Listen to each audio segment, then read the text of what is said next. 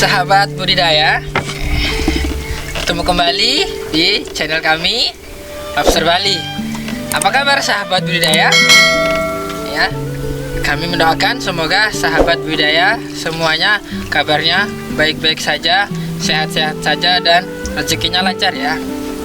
Kali ini ada yang berbeda dari kami dalam penyajian konten kali ini sahabat budidaya. Karena sebelum-sebelumnya kami mengusung dengan tema edukasi, kali ini pun hampir nyerempet-nyerempet edukasi. Jadi konten yang kami usung kali ini adalah motivasi untuk para sahabat budidaya. Motivasinya berisi tentang semangat agar sahabat budidaya semangatnya meluap-luap untuk melakukan budidaya lobster. Apa saja isinya? Mari simak dari awal hingga akhir. Sahabat budidaya, jadi di Indonesia ini sedang hangat-hangatnya pembahasan tentang benur atau bibit lobster. Ditambah pula menteri yang baru saja dilantik oleh Bapak Jokowi, Bapak yang terhormat Bapak Sakti Wahyu Trenggono menjadi Kementerian Kelautan dan Perikanan di Indonesia, menambah suasana baru dan semangat baru bagi kita pembudidaya lobster. Nah, kemudian motivasi yang akan kami berikan kepada sahabat budidaya adalah yang pertama, ya bisa diketahui bahwa Indonesia adalah negara kepulauan. Ditambah juga banyaknya pulau serta laut yang mengelilingi Indonesia. Selain negara kepulauan, Indonesia diunggulkan atau dimenangkan dengan negara-negara lain, yakni Indonesia itu disebut negara maritim. Jelas sudah, kalau sudah namanya negara maritim, jangan ditanya isi lautnya. Mulai dari ikan A sampai ikan Z ada semua di Indonesia. Itu sahabat budidaya. Ditambah pula saat ini lobster itu menjadi komoditas yang sedang hangat diperbincangkan, bukan cuman mancanegara Indonesia, skalanya sudah internasional. Jadi sahabat budidaya lobster tersebut sangat menjanjikan. Karena apa? Harga lobster seperti mirip-mirip harga emas ataupun tanah. Setiap tahun itu harganya cukup stabil, bahkan naik. Di tengah pandemi global virus corona ini di seluruh dunia, harga lobster tidak hancur seperti harga-harga barang atau komoditi lainnya. Harga lobster cenderung stabil. Apalagi kalau sudah ada permintaan, jangan ditanya. Sesuai dengan hukum penawaran dan hukum permintaan, harganya bisa melambung tinggi.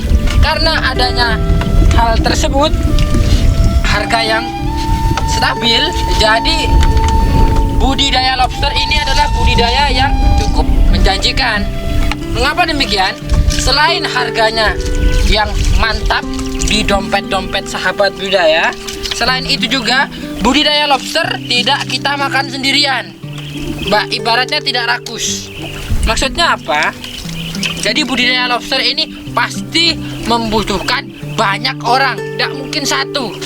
Bisa jadi lebih dari 10 minimal atau bahkan 20. Dengan hal itu sudah membuka peluang usaha atau peluang pekerjaan bagi para nelayan-nelayan yang memang mata pencahariannya hanya cukup di alam. Jadi nelayan tersebut bisa memikirkan masa depannya dengan cara budidaya lobster air laut. Dengan adanya penjelasan tersebut sahabat budidaya, dengan hal ini kita sebagai pembudidaya sudah membantu negara Indonesia ini untuk menekan penyelundupan lobster. Itu masalah di Indonesia saat ini sahabat budidaya. Dengan adanya itu kita membantu negara Indonesia dalam melaksanakan pemerintahannya. Jadi kesimpulannya sahabat budidaya, yang pertama, Indonesia ini adalah negara maritim, sudah jelas diunggulkan dari sisi kelautannya. Yang kedua, menteri kita saat ini baru, yang justru itu menambah semangat baru kita sebagai nelayan pembudidaya lobster. Yang nomor tiga, lobster saat ini perbincangan hangat di Indonesia, lokal maupun di dunia internasional. kita. Yang nomor 4, secara tidak langsung kita membantu kinerja pemerintah Indonesia untuk menekan penyelundupan benih lobster.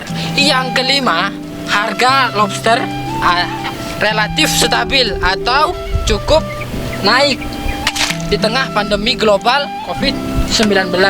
Kemudian yang selanjutnya, ini adalah salah satu lapangan pekerjaan yang cukup mumpuni untuk nelayan pembudidaya lobster di jangka waktu panjang di masa depan, bukan untuk jangka pendek.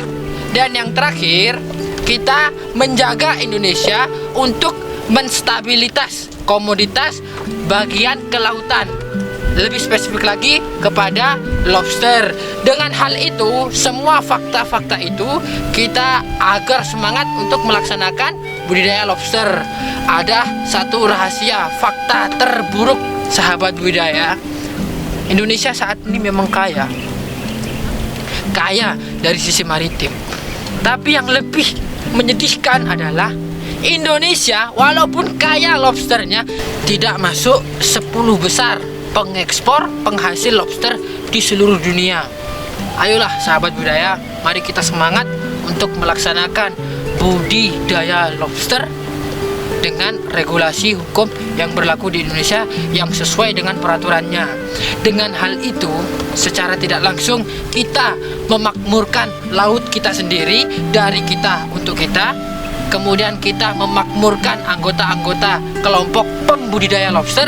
Selain itu, kita juga sebagai rakyat Indonesia bersinergi bersama pemerintah negara Indonesia dalam melakukan komoditas lobster agar lebih maksimal. Kurang lebih yang dapat kami sampaikan kepada sahabat budidaya semuanya.